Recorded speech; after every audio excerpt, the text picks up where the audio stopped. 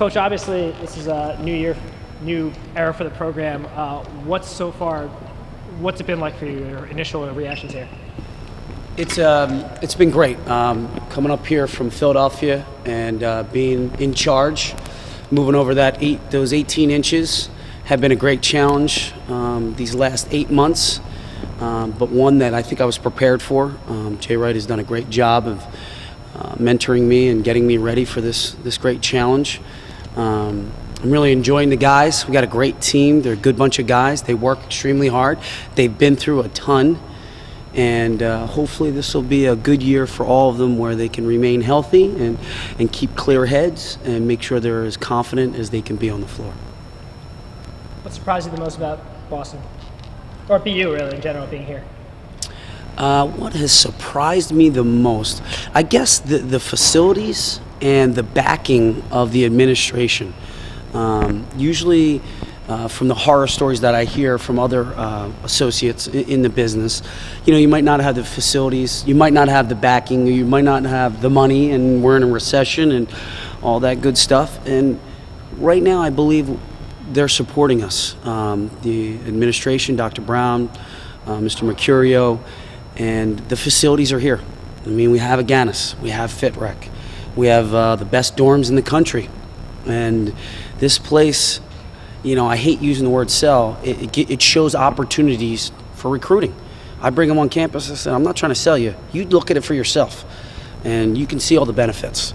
Because obviously we love it here, my wife and I love it here, and it has a ton of benefits. How does being ranked first in the preseason polls put pressure on the team, or does it? It really doesn't. It's an honor to be recognized by the other coaches in the league, and I think that's something to be said for this tradition, something to be said for the talent of players that we have here. But it really counts in February and March, what we do then and how we conduct ourselves, and hopefully we're number one at that point, and then I'll be real happy. You said you're instilling a new brand of play. Did you find that you had to sell that to the players at all, or were they receptive to it? They were very receptive to it. Obviously in the game of basketball, in any sport, you got to play hard. And that's our number one goal, is to play as hard as we can. And I think you'll see that with a lot of, we ran into the board, you can see the back here, the whiting of the divider is cracked. So we got guys playing as hard as they've ever played. Now there's players playing hard and a coach is playing hard. We still want more. I still want more. And they're trying to give me more.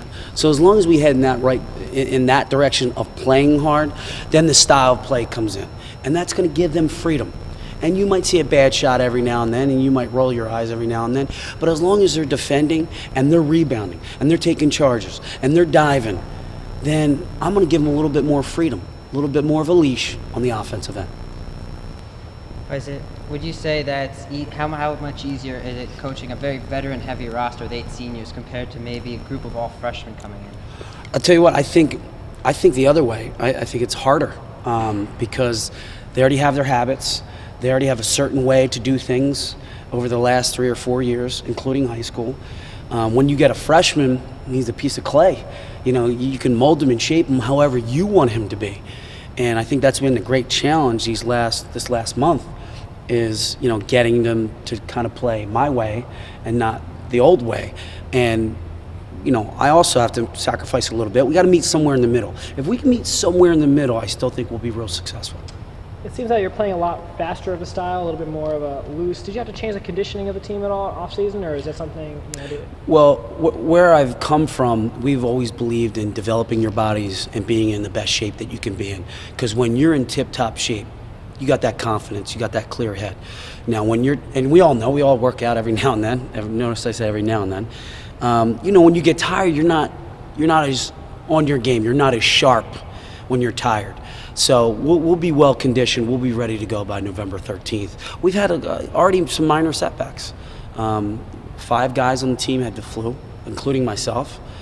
Scott Britton is still out. He had a minor concussion, so he's still out right now.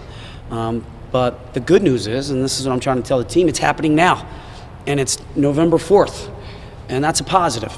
And I think that means for sunny skies ahead going into the season. So we're excited about that. Tyler Morrison, Carlos Strong, how are they fitness-wise after coming off the injuries that they had? I'll tell you what, they look great. Their bodies have completely changed. I measure body fat, and those guys are well below 6%. And they've changed their bodies. They've thinned out. Tyler's under 200 pounds. Carlos is as thin as he's ever been, but he's muscular. And you can't tell the difference because our weight training in the off season was like a football team. And obviously I've got that from my past experience, because when guys are lifting and they're feeling good about themselves, then they'll feel good about themselves on the floor, and they won't be afraid to make mistakes. That's you just can't have that in a game of basketball, because in the game of basketball, if you think about it, the game is full of mistakes. That's what it is. It's all mistakes.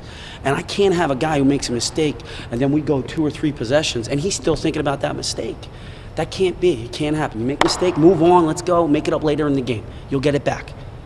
That's the mentality we have. Is the explosiveness still there for Carlos and Tyler? Absolutely. I don't know how many of you came to Terror Tip-Off, but Carlos looked pretty good to me, dunking over Matt Griffin and winning the dunk contest again. And Tyler's a tireless worker. He's in here shooting. He won the 3-point shooting contest, and it didn't surprise me that he won it because he's in here every day shooting. So I don't think they lost a step at all. I think they're feeling pretty good about themselves, actually. Who do you look to right now as an early leader of this squad? Well, I chose 4 co-captains. I think you guys know that.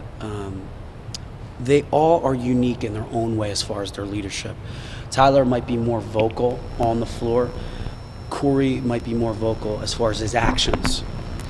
Carlos might be more vocal in the locker room. That's where his voice is heard.